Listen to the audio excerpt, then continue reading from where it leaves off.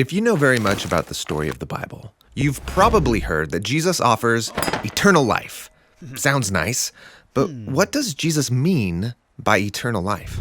Well, Jesus adopted this phrase from the Hebrew scriptures. In English, it's translated eternal life or sometimes everlasting life, but the phrase literally translated from Hebrew is life unto the age. Life unto the age. What does that mean?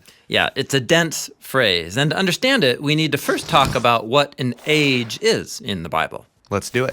So the Hebrew word for age is olam, and it refers to a period of time. What length of time? Well, any length of time, actually, and it can be in the past or in the future.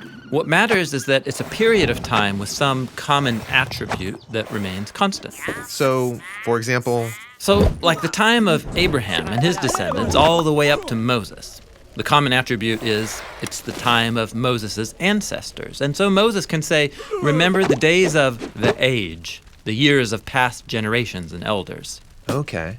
Or an age can be shorter and in the future. Like Samuel, who's going to spend his whole life serving in the temple. During his dedication, his mother Hannah calls this an age. So, an age is a period of time that has a unique and constant characteristic. Exactly. And there can be all sorts of different ages, depending on what you want to focus on. You got it. And so someone could live in two ages at the same time if those ages happen to overlap. All right, so back to the phrase, life unto the age. What age is this talking about? Okay, so in the beginning of the biblical story, humans are made from the dust of the ground. This is a common biblical image for creatures that are mortal. That is, they live in an age where they could die. But God takes humanity and places them in a sacred garden where they're invited to experience a new and deeper kind of life. By eating from the tree of life. Yeah, we're told it offers them life unto the age, a life of infinite potential because it connects them to God's own divine life. But the story takes a turn. And instead of accepting life unto the age, they eat of the tree of knowing good and bad. Right. Taking from this tree means seizing life for themselves on their own terms, apart from God's wisdom. And so they're exiled from life unto the age, and they go into the age of death.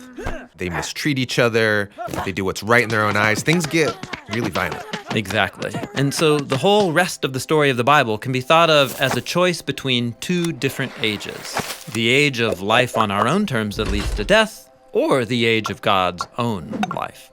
And while humanity has rejected God's life, God promises he'll open the way back. Exactly. And it's that promise that ultimately leads the story to Jesus.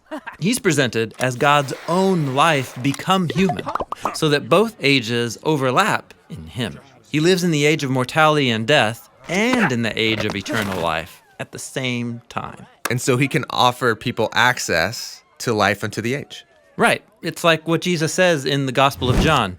This is eternal life, that they may know you, the one true God, and Jesus Christ, whom you have sent.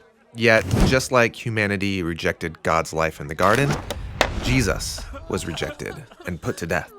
But God's life is more powerful than death. And so Jesus rises from the dead, and he can offer God's life to others. Like the Gospel of John also says, whoever trusts in him will not perish, but has eternal life. That is, life unto the age. Cool. Now, most people think of eternal life as something that happens after you die. But in the Bible, access to this age is something I can have right now. Yeah, remember, Jesus was the place where the age of God's life meets the age of death. And that means that when people trust him, they can experience eternal life here and now. But we also still live in the age of death. So what happens when I die? Well, just like death couldn't overpower God's eternal life in Jesus, similarly, we can remain alive to God even if we're physically dead. In the Bible, this is called being with Christ. And it's not talked about very much because it's not how the overall biblical story ends. The focus of the Bible is about when the age of life completely overcomes the age of death. And those who are with Christ are recreated to share in God's eternal life. A world where the age of death no longer has any power. Exactly. Because life that is fully connected to God's own eternal life and love is a life that will never end.